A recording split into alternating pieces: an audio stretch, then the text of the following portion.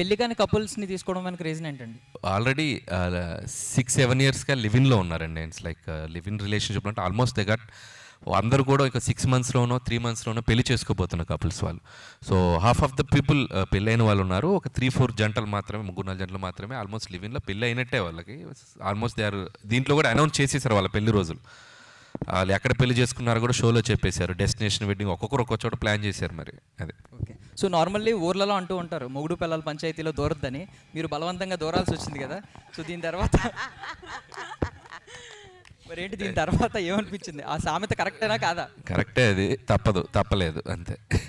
So one more thing sir, అంటే మీరు normally మీ సినిమాల్లో మేము చూస్తూ ఉంటాం ఫన్, ఫ్రస్ట్రేషన్, లవ్, ఎమోషన్ ఇదంతా కపుల్స్ మధ్య. మీరు మీ సినిమాల్లో చూడని, మీ కథల్లో చూడనివి ఏదైనా కొత్తగా చూసారా ఎమోషన్స్? అబ్బో, చాలా యాంగిల్స్ ఉన్నాయి. ఒక జంట అయితే అనుకోవచ్చు, 10 జంటలు కదా అసలు. అంటే చాలా యాంగిల్స్ ఉన్నాయి. చెప్పాను కదా, ఒక్కొక్క కప్పులకి ఒక్కొక్క ఈక్వేషన్ ఉంటుంది. సో వాళ్ళు దాన్ని ఎలా డీల్ చేస్తున్నారు. సో నేను ఫన్, ఫ్రస్ట్రేషన్ వెంకీ వేస్తున్నట్టు వాళ్ళు కొత్తవి చెప్తున్నారు నాకు. సో లోపల ఉన్న వాళ్ళు కూడా. సో రెండూ ఉన్నాయండి. It's like how are dealing the things అనేది, అండ్ అలాగే ఆ లవ్ని ఎలా బిల్డ్ చేసుకుంటున్నారు అనేది. సో పాజిటివ్ ఇస్ ఎక్కువ ఉంది. లయ గారు, ఈ షోలో చూస్తే టాస్క్లు అయితే ఎక్కువ కనిపిస్తున్నాయి. సో కపుల్స్ టాస్క్లు విన్ అవ్వాలంటే వాళ్ళ మధ్య ఆ ట్రస్ట్ కానీ, ఆ సపోర్ట్ కానీ ఎలా ఉండాలంటారు? అంటే డెఫినెట్లీ అండి, కంపాటబిలిటీ, అండర్స్టాండింగ్, అండ్ కొన్నిసార్లు there is no time to react. అంటే మనం ముందే ప్రిపేర్ అయ్యి ఓకే నేను ఇది చేస్తాను వచ్చేది అని లేదు. సో వాళ్ళు అప్పటికప్పుడు వాళ్ళ కంపాటబిలిటీని ఎలా చూపించగలరు అనేది ద గేమ్. ఎనీ గేమ్, ఇప్పుడు కపుల్సే కాదు కదా, ఇప్పుడు ఇద్దరు మనం ఒక టీమ్ ఫామ్ అయ్యి ఆడాలి అంటే we need to know everything. Pluses ఏంటి, వాళ్ళ మైనస్, వాళ్ళ స్ట్రెంగ్స్ ఏంటి, వాళ్ళ వీక్నెసెస్ ఏంటి, ఆ స్ట్రాటజీస్ వాడి వాళ్ళకి ఎలా కమ్యూనికేట్ చేస్తారు, ఎలా వాళ్ళ అంటే వాళ్ళు టుగెదర్ ట్రావెల్ చేశారు కాబట్టి వాళ్ళకి ఇంకా ఎక్కువ తెలుస్తుంది. సో అవన్నీ వాడి వాళ్ళు ఎలా ముందుకెళ్ళారు అనేదే ఈ show. Right. Question for Anil గారు. చెప్పమ్మా. అనిల్ గారు, మీరు హీరోగా ఎంట్రీ ఇస్తే మీకు పక్కన ఉండే ఏ హీరోయిన్ ఉంటే బెస్ట్ కపుల్ అనిపిస్తుంది ఫస్ట్ మూవీకి? ఎందుకమ్మా నా మీద అంత పగపట్టావు? చెప్పాలి సార్, చెప్పాలి. నేనే సేమ్ క్వశ్చన్ అడిగిన, ఎవరుంటే బాగుంటుంది నువ్వు చెప్పవా?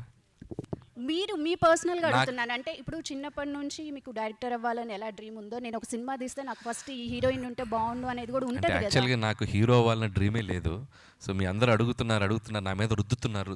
నాకు అనిపిస్తుంది ఈ మధ్య నిద్రలో కళ్ళలోకి హీరో అయిపోయినట్టు కళ్ళు వస్తున్నాయి. ఎక్కడికి వెళ్ళిన ఈవెంట్లో మీరు హీరో నేను ఎక్కడ డైరెక్ట్ వదిలేసి ఎట్ వెళ్తాను భయంగా ఉంది. దయచేసి నువ్వు కూడా నన్ను ఆ ఇల్యూషన్లో పెట్టొద్దు. ప్రశాంతంగా డైరెక్టర్గా వెళ్తున్నాను. ఒకవేళ చేస్తే ఎవరు పెట్టుకో, చాలా మంది ఎవరైనా ఒక కొత్త తెలుగు అమ్మాయికి అవకాశం ఇద్దాం. Wow, great answer, great answer. మీరు బాగా దగ్గరుండి కపుల్స్ అందరినీ చూస్తూ అండ్ ఎవ్రీడే మీరు వెళ్తున్నారు అని చెప్పడం జరిగింది కదా. So what you personally feel అండి, అంటే లైక్ మీరు బయట కూడా చాలా షోస్ చేస్తూ ఉంటారు. How you manage this that and ఇవన్నీ ఎలా, అంటే what you'll say? Even I'm locked with them అండి. 70 days వేరే షోస్ అన్నిటికీ బ్రేక్, పాస్ ఇచ్చేసి 70 days completely dedicated to mat for each other. So this was ఈ ప్లాన్ ఆల్మోస్ట్ ఒక 2-3 months నుంచే ప్రీ ప్రొడక్షన్లో జరుగుతూ వస్తుంది కాబట్టి, సో మిగతా షోస్, సినిమాలు అన్నీ పక్కన పెట్టేసి నా full concentration is on made for each other now. All the very best. And Laya గారు, thank you. So ma'am, after a break తర్వాత you are being a like judge for this show కదా. First మీకు ఇలా చెప్పంగానే what was your feeling to okay వెళ్దాము, ఇది చేద్దాము అని అనిపించింది? ఏ పర్టికులర్ కాన్సెప్ట్ ఏది నచ్చి మేడం? డెఫినెట్లీ అండి, అది కపుల్స్ మీద, ఒక రిలేషన్షిప్ మీద. అంటే ఇప్పుడు రిలేషన్షిప్ అనేది చాలా ఫ్రెజైల్ అయిపోయింది.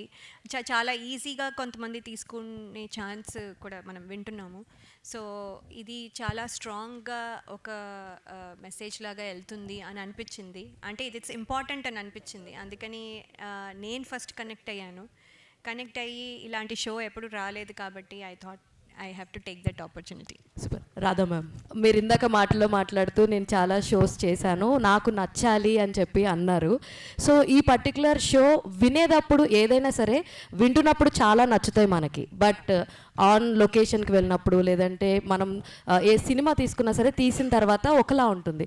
సో మీరు విన్నప్పుడు అండ్ ఆన్ లొకేషన్కి వచ్చిన తర్వాత మీరు అనుకున్న జడ్జ్మెంట్ రెండు ఒకటేనా?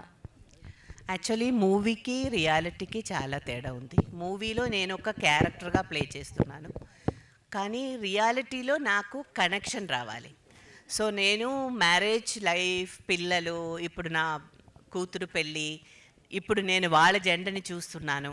సో నాకు ఎవ్రీ డే నాకు కొత్తగా అనిపిస్తుంది. కొన్ని ఇన్సిడెంట్స్ వీళ్ళది చూసే ఒకవేళ అలా ఉంటే బాగుంటుందేమో, అరే వాళ్ళు ఫైట్ చేశారు, ఆ రోజు ఫైట్ చేసేటప్పుడు మనకు ఒక రియాక్షన్ వస్తుంది కదా, ఓ అప్పుడు అలాగే ఫీల్ చేసి ఉండారు, we should not be done that.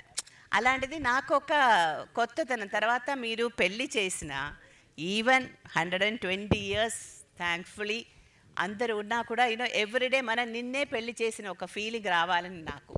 అందుకే I always want be little bubbly and jolly అలా ఉంటాను.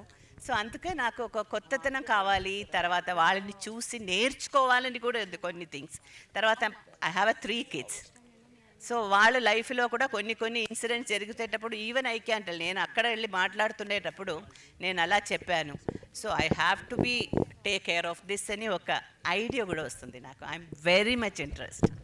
శ్రీముఖి గారు, చూస్తే ఇది కూడా బిగ్ బాస్లో లాగా రేషన్ ఇంతే ఉంటుంది, ఇలాంటి టాస్క్లు సేమ్ చూస్తే కనుక బిగ్ బాస్లో ఎలా టాస్క్లు ఉంటాయో, ఎలా అవుట్ సైడ్ రావడానికి ఉండదో, సేమ్ దీనిలో కూడా మ్యాన్షన్ హౌస్లో లాక్ వేశారు అవుట్ సైడ్ రావడానికి. హౌస్ కాదండి, లవ్ మ్యాన్షన్. ఓకే, యా చెప్పండి. బిగ్ బాస్కి మ్యాట్ ఫర్ ఈచ్ అదర్కి అసలు పొంతనే లేదు. Okay. సో బిగ్ బాస్ అనేది బేసిక్గా టాస్క్లు కానీ, ఛాలెంజెస్ కానీ, యాక్టివిటీస్ కానీ they are locked for good 105 daysకి దే ఆర్ లాక్డ్. బట్ ఈ మ్యాట్ ఫర్ ఈచ్ అదర్లో ఛాలెంజెస్కి వాళ్ళు ఇక్కడ బయట వస్తారు. మనకి ఎక్కడైతే ఈ ప్రెస్ మీట్ జరుగుతుందో వాళ్ళందరినీ బయటకు తీసుకొచ్చి ఆడించడం ఉంటుంది. రేషన్ అనేది లిమిటెడ్గా లేదు, ఫుడ్ వాళ్ళకి బయట నుంచి ప్రొవైడ్ చేయడం జరుగుతుంది. సో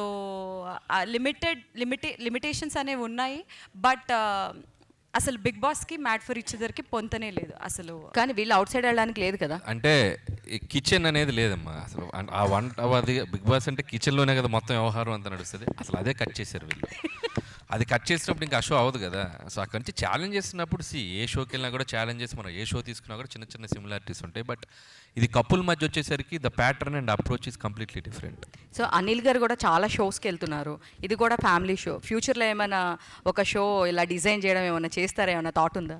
నేనా అంటే హోస్ట్ చేయమంటున్నారా, ప్రొడ్యూస్ చేయమంటున్నారా? మీ ప్లాన్ లేదండి, ఇది హ్యాపీగా ఉంది. రాధా గారు, మేడం అంటే చాలా రోజుల తర్వాత స్మాల్ స్క్రీన్కి ఎంట్రీ ఇచ్చారు. సో ఏంటి బిగ్ స్క్రీన్లో ఎప్పుడు కనిపించబోతున్నారు? మీ రీఎంట్రీ ఎప్పుడు? పక్కనే ఉన్నారు డైరెక్టర్ గారు, అనిల్ గారి డైరెక్షన్లో ఏమన్నా మాట్లాడుకున్నారా? ఛాన్స్ ఏమన్నా ఉందా? ఎక్స్పెక్ట్ చేయొచ్చా మేము? ఒక మూవీ మనం వెళ్ళి అడగడం కాదు, మన కోసం ఏవైనా ఒక మంచి క్యారెక్టర్ ఉంటే అది నన్ను వెతుక్కొని వస్తారు. సో అప్పుడు ఒక మంచి క్యారెక్టర్ డెఫినెట్లీ చేస్తారు. లయ గారు, సో అంటే బేసిక్గా మేము లయ గారిని చూస్తే చాలా కూల్ అండ్ కామ్గా వచ్చి మీ పని మీరు చేసుకెళ్ళిపోతారు. బట్ అక్కడ చూసిన ప్రోమోకి బయట ఉన్న లయ గారికి సంబంధం లేదేమో అనిపించింది. అంటే అనిల్ గారు, రాధా గారు అయితే ఎలాగోలా తిమిరి బొమ్మిరి చేసి మేనేజ్ చేస్తారు, కానీ బట్ ఇలాంటి విషయాల్లో మీరు ఎలా మేనేజ్ చేస్తారు? ఏంటి ఎక్స్పెక్ట్ చేస్తున్నాం మేము, ఏంటి ఏం చెప్తారు? అనవసరంగా అయితే చేయను, నాకు చాలా కొంచెం పేషెన్స్ పెట్టుకునే మాట్లాడతాను. ఇంకా ఇట్స్ ఓవర్ ద లిమిట్ అయిపోతే అప్పుడు వేరే లయ వస్తుంది బయటికి. You will see that also sometimes. Couples కానీ అంటే లవర్స్ కానీ ఎంజాయ్ చేయాలన్నా లవ్కి సంబంధించిన ఏ మూవీ వచ్చినా బాగా కనెక్ట్ అవుతారు. సో ఏ రిలేషన్షిప్లో అయినా కొన్ని బ్రేక్ డౌన్స్ ఉంటాయి. సో ఇందులో చూస్తే చాలా ఎమోషన్స్ ఉన్నాయి లవ్కి సంబంధించి.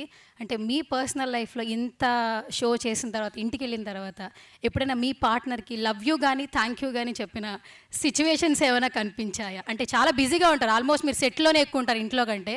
సో ఎప్పుడైనా మ్యామ్కి థ్యాంక్ యూ కానీ లవ్ యూ కానీ చెప్పారా? నేనా అంటే పెళ్ళి 12 ఏళ్ళు 13 ఏళ్ళు అయింది.